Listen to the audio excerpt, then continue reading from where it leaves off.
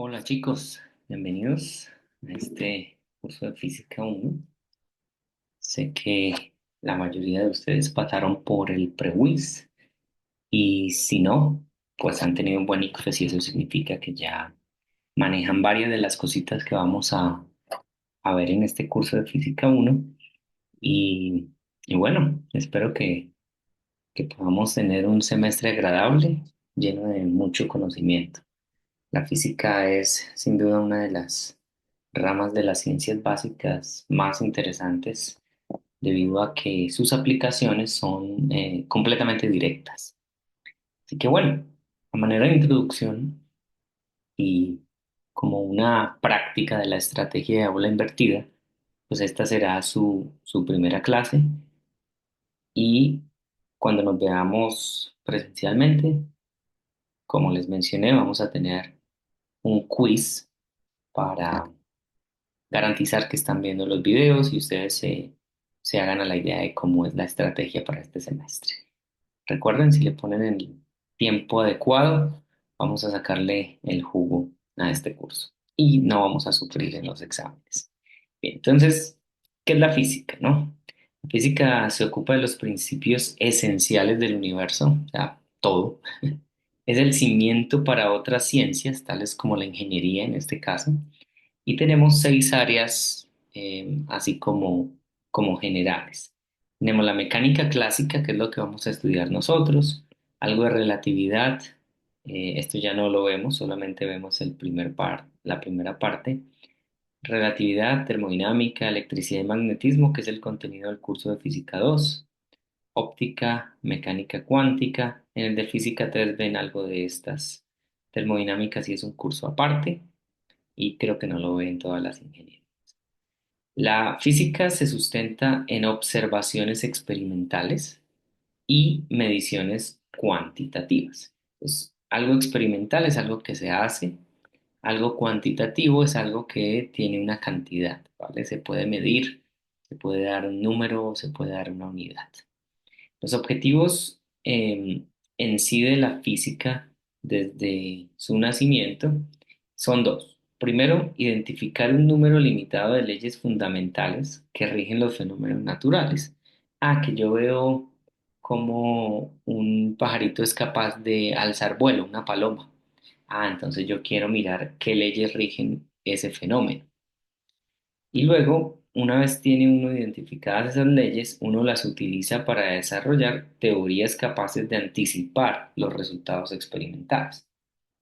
Entonces, ok, entonces me pongo yo a observar diferentes palomas o diferentes aves y me doy cuenta de que para alzar el vuelo es importante tener en cuenta el tamaño de las alas, el área, el peso del animal, todas esas cositas, ¿no?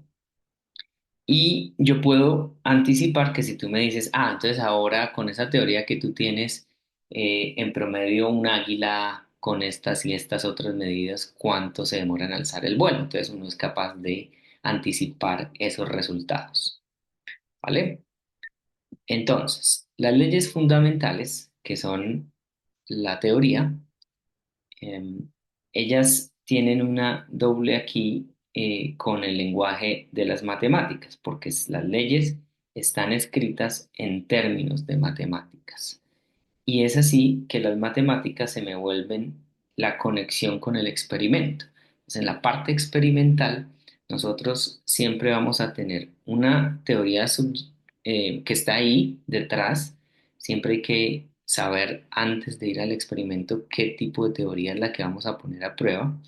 Esa teoría tiene unos modelos matemáticos, es decir, unas ecuaciones, y con el experimento vamos a probar cuánto se puede probar o comprobar este tipo de modelos matemáticos. Si la teoría es diferente del experimento, entonces tenemos que modificar la teoría. Lo que sucede es que esta ave se sale de lo que yo había puesto en mi teoría. Hay unas cuantas aves por allá en Australia que no corresponden a la teoría que yo tenía y a las predicciones. Bueno, pues entonces yo modifico mi teoría. Había mencionado aquí esta parte de mediciones cuantitativas, que es algo que se le puede poner un número y una unidad. Pues bien, para hacer mediciones yo necesito caracterizar esas mediciones. Y para eso tenemos los estándares de longitud, masa y tiempo. Porque al hacer mediciones lo hacemos todos en términos de estas dimensiones fundamentales. Lo que les decía, para describir un fenómeno natural yo necesito una medición que está asociada a cantidades físicas. El estándar de medida, que es un patrón de referencia, debe ser universal y constante en el tiempo. ¿Cómo es eso? Pues resulta que en la antigüedad, la época de reyes, pues, y en Europa y todas estas zonas, como un ejemplo, ¿no? El rey que estaba de turno modificaba las parcelas de sus súbditos en términos de las dimensiones de su cuerpo. Entonces, una brazada, un pie, un codo, todas estas cosas tenían que ser modificadas cuando el rey se moría y venía el nuevo rey. Porque claro, ¿a quién le gusta andar usando cosas de mi anterior predecesor? Entonces ellos la modificaban. No era tampoco universal, porque era diferente el rey de España que el rey de Inglaterra, y no era constante en el tiempo, porque habían cambios. Entonces los científicos se reunieron y dijeron, oye, pues espérate, porque es que necesitamos un patrón de medida para estas cosas. Es así entonces como nace la necesidad de crear en 1960 el Sistema Internacional de Medidas. Este Sistema Internacional de Medidas, con las siglas SI, también llamado MKS, por, porque la longitud es en metro, la masa en kilogramo y el tiempo en segundo, pues define esta parte izquierda, que son las cantidades físicas, y acá en la parte derecha lo que son las dimensiones. Dimensiones. Las dimensiones no cambian, siempre es lo mismo. Y esta parte de la unidad física sí va a cambiar dependiendo de tu sistema. Tenemos metro para longitud, kilogramo para masa, segundo para tiempo, Kelvin para temperatura, ampero o amperio para corriente eléctrica, candela para intensidad luminosa, mol para cantidad de sustancia. Dentro de cada sistema internacional yo puedo tener subsistemas. Por ejemplo, dentro del mismo sistema internacional, el metro se puede, que es referido a longitud, se puede usar también centímetros o milímetros o nanómetros o lo que sea. Eso ya va con los prefijos. Pero si en vez de metro me paso a yarda o a pie, pues ya es otro sistema. Y tenemos que hablar de algunas conversiones de unidades. Sin embargo, ¿qué es longitud? La longitud se define como la distancia entre dos puntos, nada más. Y en este caso, en el sistema internacional, el metro es el estándar de medida dentro de esta reunión de 1960 de que se define como la distancia que recorre la luz en el vacío durante este tiempo, asumiendo que la velocidad de la luz es constante. Entonces, esta es una de las características que hace que el metro sea definido de manera universal y de manera constante en el tiempo, porque la luz es la misma en todo el universo y su velocidad se mantiene constante, al menos hasta ahora no se ha probado lo contrario, de acuerdo a la relatividad general y especial. También la masa, veamos el estándar, el kilogramo, se define como la masa de un cilindro de aleación platino-iridio específico conservado en la Oficina Internacional de Pesos y Medidas en Francia. Pues agarraron, este es. Este es el cilindro. Agarraron el cilindro, vean que tienen cámaras de vacío para evitar que se oxide y todas esas cosas. Y ese es el estándar de medida de masa de un kilogramo.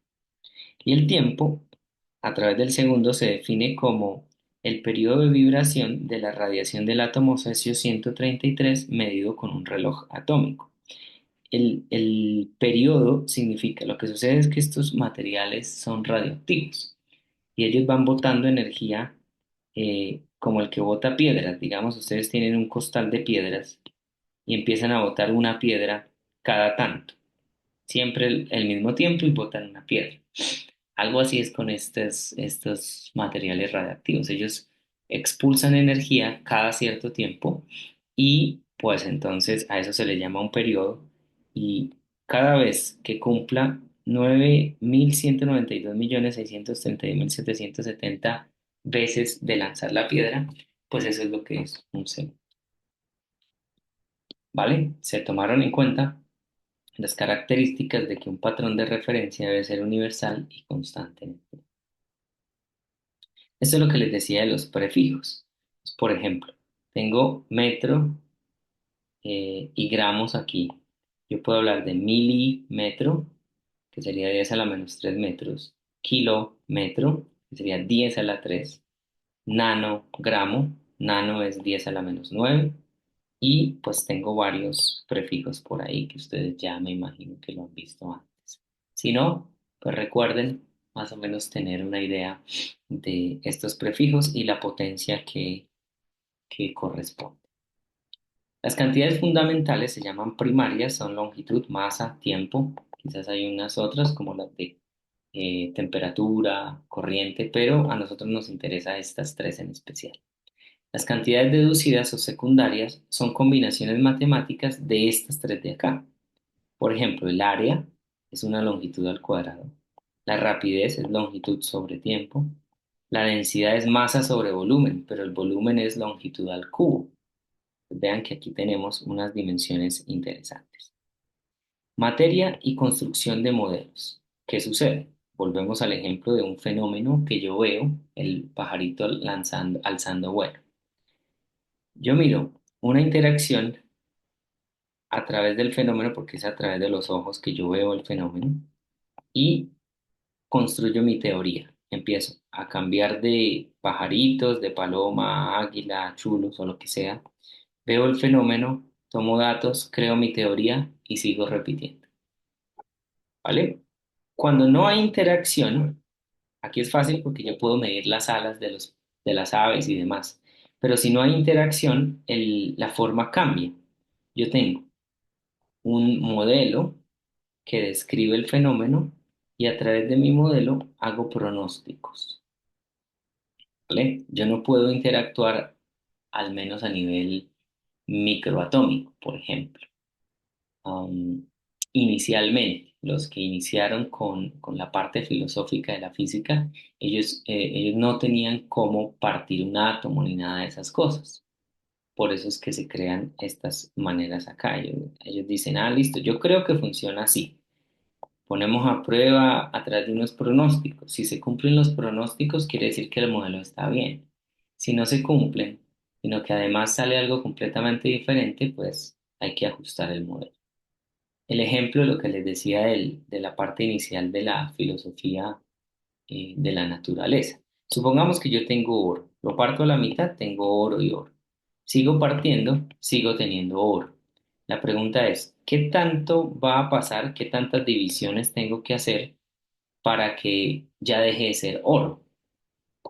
¿Vale? Entonces ellos decían, ok, va a llegar un momento en el que no voy a poder dividir algo y a eso lo va a llamar átomo, que significa sin corte o indivisible. Por eso ellos dijeron, bueno, nos imaginamos que es algo así. Hay algo que no se va a poder dividir. Por ejemplo, cuando ustedes tienen agua, si uno parte el agua a estas alturas, uno sabe que uno puede tener elementos, ¿no? Aparte de compuestos y todas esas cosas. Sin embargo, si yo tuviera solo el hidrógeno, bueno, paso de agua, lo parto y puedo tener hidrógeno y puedo tener oxígeno aparte. Pero ya el hidrógeno ya no lo puedo partir. ¿O sí? ¿No, cierto? Ok, entonces a eso es que se refería. Luego viene Thomson, por acá en 1800, a finales de 1800, y dice, lo que sucede es que resulta que el átomo ya no es indivisible, porque encontré que hay un electrón que es algo más pequeño que el átomo, hace parte del átomo. y a eso se le llama modelo atómico. Luego en 1930, unos 30 años después, dicen, ah, sí, pues resulta que sí, el átomo está compuesto por un núcleo y por electrones. Y además el núcleo está hecho de protones y de neutrones. Y luego, en 1964, no hace mucho tampoco, hace unos 60 años más o menos, dicen, ah, es que los protones y los neutrones en realidad están hechos de otras cosas más chiquitas que se llaman quarks. Entonces, si ven cómo va evolucionando las teorías, primero creíamos que el átomo era lo más pequeño.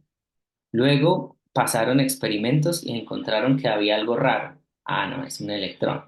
Luego se intentó ajustar el modelo y entonces, ah, ya no es indivisible, sino que tiene núcleo, electrones, demás cosas, cada vez.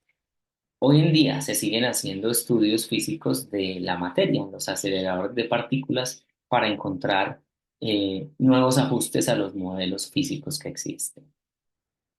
Termino con algo chévere que tiene que ver con esto de las dimensiones de primer y segundo grado, o primarias y secundarias, y es el análisis dimensional. Este análisis dimensional les va a servir mucho, especialmente en los exámenes, y es como la lógica que hay detrás de una ecuación física.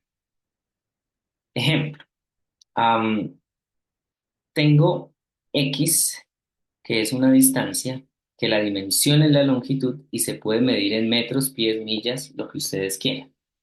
Esta parte de la dimensión no cambia, eso no cambia nunca. Si es una distancia, quiere decir que es una longitud. En el análisis dimensional se usan corchetes cuadrados para indicar la dimensión. Yo digo que si x corresponde a distancia, la dimensión de la distancia es la longitud y la puedo medir en el sistema internacional, en metros. Si tengo una rapidez, la dimensión de la rapidez es longitud sobre tiempo y en el sistema internacional se mide en metros por segundo. Lo mismo con aceleración y lo mismo con área, ¿vale? ¿Cómo es el análisis dimensional? Por ejemplo, si yo tengo que la distancia o la posición de un objeto está dado por esta ecuación matemática y yo sé que esto es una distancia y que esto es tiempo, yo puedo indicar qué tipo de dimensiones tiene una constante cualquiera que acompañe mi ecuación. Entonces yo digo, bueno, el un medio es un número, no tiene dimensiones. Las cantidades físicas sí tienen dimensiones. Dimensiones de x es dimensiones de a y dimensiones de tiempo al cuadrado, ¿vale? Entonces, si el tiempo al cuadrado es este t al cuadrado y la parte izquierda tiene que ser longitud, la única forma es que las dimensiones de a sean de longitud sobre tiempo al cuadrado y a eso lo llamamos aceleración. Si yo quiero hacer lo mismo, yo digo la rapidez depende de la aceleración y del tiempo, pero no sé qué potencia debo poner aquí, la n y la m. Pues hago el análisis dimensional. Ya sé que aceleración es L sobre t cuadrado a la n y t a la m pues es tiempo a la m. Aplico propiedades de potenciación y encuentro que me queda L a la n y t a la m menos 2n. Sin embargo, yo conozco de entrada las dimensiones de la rapidez, longitud sobre tiempo. Y esto es como si fuera L a la 1 y t a la menos 1. Pero de esta parte yo la igualo y si agarro L con L y T con T, la N sí o sí tiene que ser 1 y M menos 2N tiene que ser menos 1. Entonces, si N es 1 y M menos 2N es menos 1, entonces sí o sí M es igual a 1. Y por tanto, quedo con que la velocidad, la ecuación para la velocidad, en este caso sería simplemente aceleración por tiempo, ¿vale? Con ese análisis dimensional. Yo puedo inventarme lo que quiera y encontrar las dimensiones de algunas constantes que considere necesarias. Pues bien, eso es. Nos vemos la próxima.